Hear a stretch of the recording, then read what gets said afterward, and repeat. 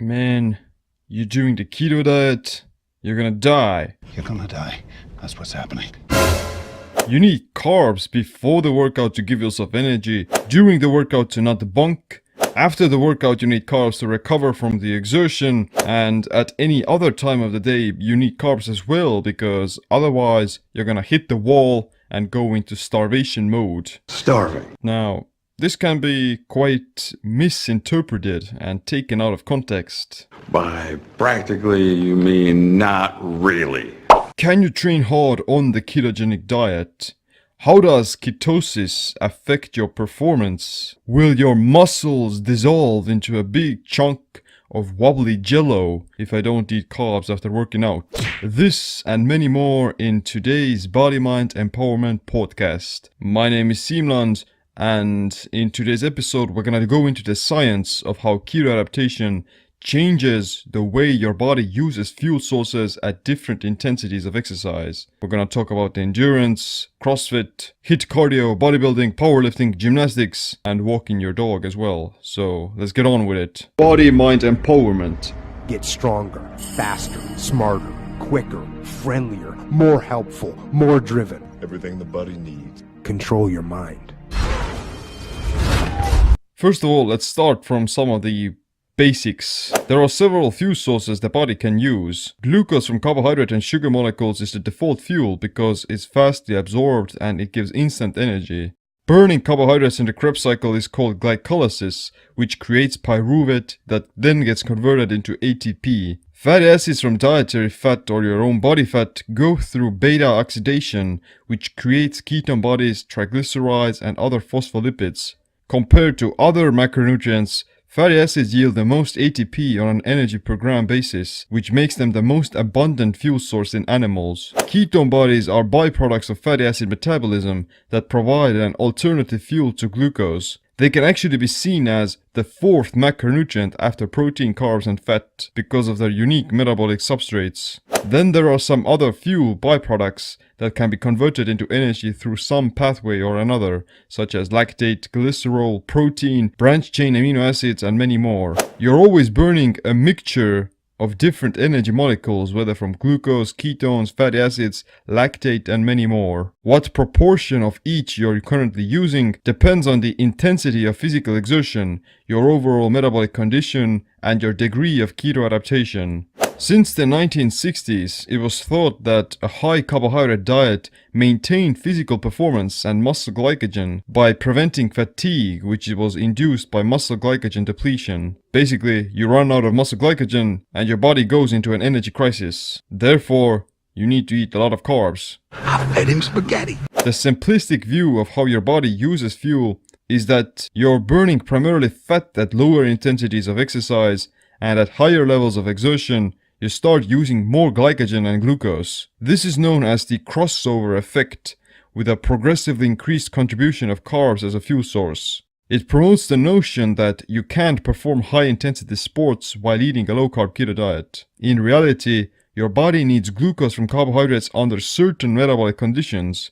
At other times, or during periods of starvation, the body will come up with many alternatives that are actually much more sustainable and suitable for certain situations. When you go on a low-carb keto diet, you're gonna alter your metabolism by entering into a state of nutritional ketosis. This is characterized by higher rates of fat oxidation, a reduction in the body's glucose demands, sparing of muscle glycogen, and virtually no protein catabolism. With carbohydrate restriction, your liver starts producing more ketone bodies that can come from dietary fat sources or from stored adipose tissue. These ketone bodies like acetone, acetoacetic acid, and beta-hydroxybutyrate or BHB will provide an alternative fuel source to glucose.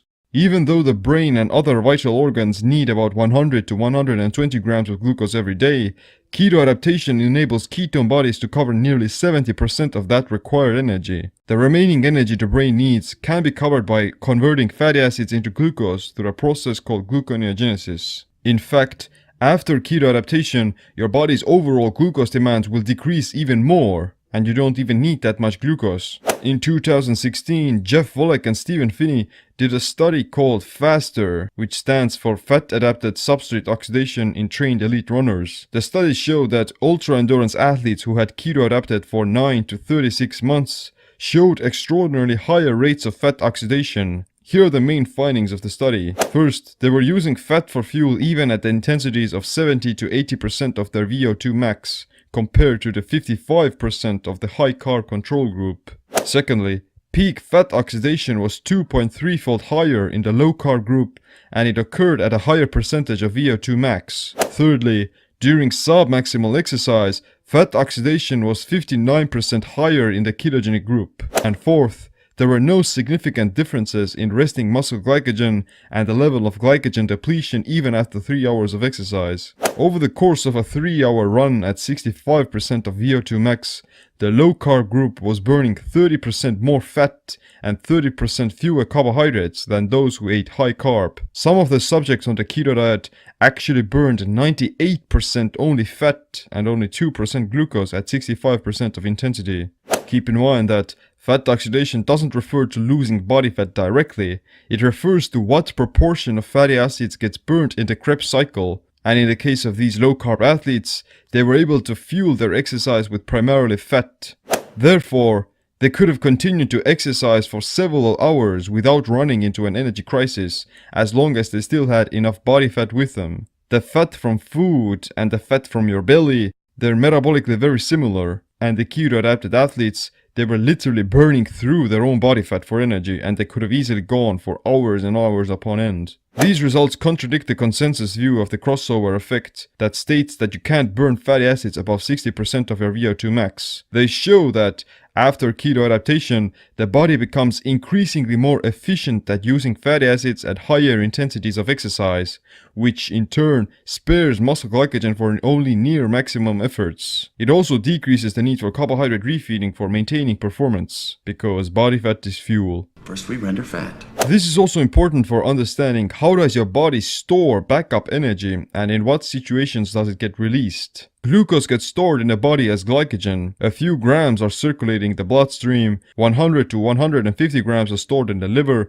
and 300 to 500 grams in the muscle cells. Liver glycogen gets used for balancing blood sugar and providing stable energy to the brain. This source of fuel gets depleted within 24 hours of zero carbohydrate consumption already. Muscle glycogen is released in response to high physical exertion that taxes the glycolytic anaerobic energy system for producing ATP. Fatty acids can be stored in unlimited amounts. You can deposit hundreds of pounds of fat in your adipose tissue, and as we can see, a lot of people already have. From an evolutionary perspective, fat is vital for surviving periods of starvation, especially if you have to perform physically without having eaten anything for days. But in a modern context, it can also be a great source of energy during exercise by providing the brain and muscles a stable stream of fuel. Protein and amino acids cannot be stored in the body themselves. You would have to convert them into glucose first via a process called gluconeogenesis. That glucose can be either used as energy for the brain, burnt off in the bloodstream for energy, directed into muscle glycogen, or stored as body fat depending on the energetic demands of the system. Most of the day you're still using fat for fuel because doing daily chores, walking or even low intensity cardio maintains aerobic respiration in which you're burning mostly fat. You only tap into your glycogen stores whenever you're sprinting, lifting heavy stuff or training hard. Even then, the degree of how much glycogen you'll end up burning depends on your level of keto adaptation because, as we've seen, ketones can be used at even higher intensities of exercise quite successfully. You don't want to burn glycogen for nothing and simply waste it away because it can only be stored for a very finite amount. With keto adaptation, you're able to sustain most of your sub-maximal exertions by tapping into your unlimited store of body fat. Even people with 7% body fat have over 50,000 calories with them at all times. 48% body fat. This is why it's quite clear that the ketogenic diet is supreme for endurance-based and low-intensity activities. In the 1980s already, it was shown that a 4-week ketogenic diet with less than 10 grams of carbs didn't compromise endurance performance in elite cyclists. These athletes were using more than 90% of fat oxidized fuel during exercise at 64% of their VO2 max. They also showed a threefold drop in glucose oxidation, a reduction of resting muscle glycogen by half, and they used 4 times less glycogen during exercise. These kinds of muscle glycogen responses in low-carb athletes have been shown to share similarities to that of highly trained Alaskan sled dogs. Sled dogs often perform at sub-maximal intensities for several hours in a row with incredible endurance capacity, and they also eat a high-fat low-carb diet. In a study, dogs who run 160 kilometers a day for 5 days showed no cumulative depletion in muscle glycogen, despite eating a diet with only 15% coming from carbohydrates. A subsequent study on dogs who ran for 140 kilometers a day for 4 days reduced muscle glycogen by 66%, which is similar to the 64% glycogen reduction in the faster low-carb athletes. And the dogs also showed a progressive increase in muscle glycogen over the following days of running. A low-carb diet has also been shown to increase the time to exhaustion during prolonged exercise. It's clear that keto adaptation is excellent and even optimal for endurance activities that prefer fat for fuel. However, compared to glycolytic pathways, the ketogenic pathway is less ideal for tapping into the anaerobic threshold at higher intensities. High-intensity training such as HIIT cycles, CrossFit, sprints, bodybuilding and gymnastics are anaerobic by nature and they span the creatine phosphate system. This requires you to be using glycogen in the presence of no oxygen. Because of that anaerobic environment, you can't maintain it for any longer than a few seconds. You're only burning glycogen for that specific time length, and you will revert back to using other fuel sources during rest time. Some reports suggest that muscle can use circulating glycerol for intramuscular triglyceride synthesis. Previous studies have also shown that after a short-term low-carb high-fat diet, the ability to transport circulating fatty acids into muscle greatly improves. This means that keto-adapted individuals experience higher rates of adipose tissue oxidation, which results in an increased release of both glycerol and fatty acids into circulation, which also increases the overall uptake of fatty acids into skeletal muscle. Basically, your muscles can use more fatty acids for fuel, even at higher intensities like we mentioned already. A study done on recreational CrossFit people showed that 3 weeks of ketogenic dieting didn't lead to a decrease in performance compared to the control group. However, they did show an improvement in body composition and decreased whole body adiposity. They lost fat mass and therefore improved their relative fitness. Comparative studies between resistance-trained individuals who eat a ketogenic diet versus a standard diet have also shown that although both of them lead to similar improvements in workout performance and muscle gain, the keto subjects tend to have more lean body mass and less fat mass. So, does the ketogenic diet build more muscle? Another study was done in 2014 by Jeff Volek, Dominic D'Agostino and Jacob Wilson. They compared the effect of a very low-carb diet with a traditional diet in resistance-trained individuals. The results showed that lean body mass increased to a greater extent in the low-carb group as compared to the traditional group. On top of that, the ketogenic individuals also saw greater fat reduction. Another study done on elite-level artistic gymnasts showed that after going on a low-carb diet, the athletes didn't lose strength or muscle, but actually lost body fat while increasing lean muscle mass. They only followed the keto protocol for 30 days, and already they showed great improvements in body composition. Now, keep in mind that these aren't your recreational fitness enthusiasts or your grandma. These gymnasts, they train at high intensities for several hours a day. If they can do their crazy explosive routines and superhuman feats of strength without carbohydrates, then it's safe to say that the average person will do perfectly fine on a less strenuous workout routine. These findings so far, they show that despite eating a low-carb diet, the body can still perform at higher intensities and perform anaerobically the same way as on a high-carb diet. If the bouts of exercise are the same length, you can still burn through all your glycogen with both diets. The difference is that, do you need to? It's true that muscle glycogen gets replenished the fastest when you consume large amounts of carbohydrates immediately after exercise, like with the post-workout shake. However, the low-carb athletes of the faster studies showed that they replenished their muscle glycogen stores a few hours post-workout, the same way as the high-carb athletes did. Even if you're not consuming any carbohydrates around exercise, your body can still trigger muscle glycogen resynthesis via gluconeogenesis. It's gonna direct that glucose into glycogen. If you're keto adapted, then all that glucose will come from your fatty acids from your adipose tissue. In the case of non-keto adapted athletes, you may experience gluconeogenesis of muscle tissue because the liver isn't that efficient with using fat and ketones for fuel. Therefore, working out fasted in a ketogenic state is always more protein sparing and anti-catabolic because you'll still have stored body fat with you. Consuming carbs intra and post workout can have a similar effect, but as soon as you run out of those carbs, you're back into more catabolism and have to keep refueling yourself with more carbs.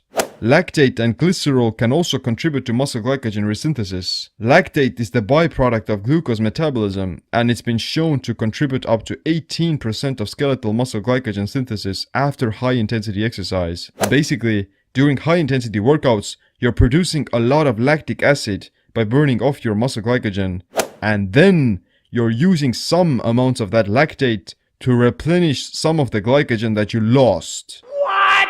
That's just amazing. Your body literally recycles the energy you burnt off and then restores it into your muscle, that you can use it again. It means that even if you are eating a high carb diet, you need far fewer carbohydrates to replenish muscle glycogen than you think. And basically you're wasting a lot of readily available fuel that's already produced by your body. With keto adaptation, you're more likely to increase the rate at which lactate and glycerol contribute to muscle glycogen resynthesis without even eating any food at all. Therefore, post-workout carbohydrates are best suited if you need to replenish your muscle glycogen very fast. For instance, when you're working out twice a day, or you have to recover quickly for the next day's high-intensity training. For most people who are training 3 to 4 times per week, that simply isn't the case. Based on these findings so far, we can say that a ketogenic diet doesn't hinder exercise performance in neither endurance or anaerobic sports. In fact, with the knowledge we currently have, it's safe to say that it's actually more superior to decreasing fat mass and improving body recomposition, especially if eating at a caloric deficit. One study in the 70s compared 3 diets with the same amounts of 1800 calories and 150 grams of protein, but they had different carbohydrate ratios of 30 grams, 60 grams, and 104 grams. After 9 weeks of dieting, the 30 gram group lost 16.2 kilograms, the 60 gram group lost 12.8 kilograms, and the 104 gram group lost 11.9 kilograms. What's more, the 30 gram group's weight loss came from 95% fat loss. For the 60 gram group it was 84% fat loss, and for the 104 gram group it was 75% fat loss. These findings show that a lower carb ketogenic state promotes more fat loss at the preservation of muscle mass, at least in the context of a ketogenic diet or a semi-low carb diet. You're much better off by switching into deeper ketosis rather than staying in the peripheral zones of non-keto dieting. There are several possible mechanisms by which a ketogenic diet preserves muscle mass and prevents protein catabolism. Low blood glucose stimulates the secretion of adrenaline, which regulates skeletal muscle protein mass. Adrenaline's been shown to directly inhibit protein breakdown. Secondly, ketone bodies provide a plentiful source of fuel to brain and muscle tissue, which suppresses protein oxidation and gluconeogenesis of muscle. In fact, BHB has been shown to decrease leucine oxidation and actually promote protein synthesis in humans. Thirdly, carbohydrate restriction upregulates AMPK, which is a fuel sensor that gets released under nutrient deprivation. This is going to promote ketogenesis, hormesis, and autophagy, which all make the body burn its own body fat stores at a higher rate. And fourthly, dietary protein consumption also has a much greater muscle sparing effect than carbohydrates. Eating protein increases protein synthesis by increasing the availability of amino acids in the blood. When eating at a caloric deficit, higher protein intake has also been shown to reduce muscle loss and promote fat loss. One of the branched-chain amino acids, leucine, has also been shown to stimulate protein synthesis via the insulin signaling pathway without actually needing carbohydrates. High protein diets have been shown to increase muscle protein synthesis despite the reduced levels of insulin. A ketogenic diet isn't necessarily high in protein, but it still can provide the individual with all the essential amino acids and complete protein sources. Ketones themselves are already very protein sparing, so you don't even need to consume high amounts of protein on keto either. Everything the body needs. Ketone bodies have also been shown to have performance enhancing effects on people who aren't eating a strict ketogenic diet.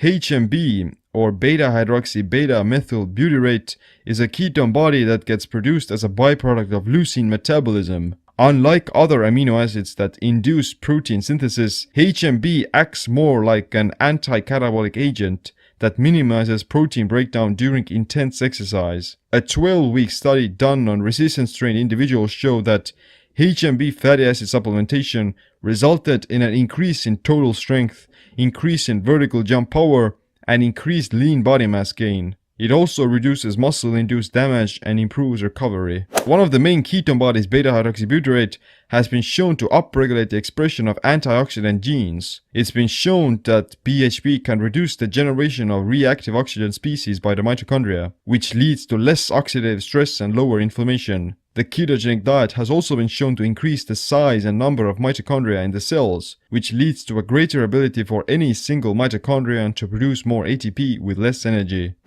In summary, for the vast majority of people, a ketogenic diet can provide all the necessary fuel sources needed for maintaining daily aerobic activities, as well as giving enough energy for short anaerobic exertions.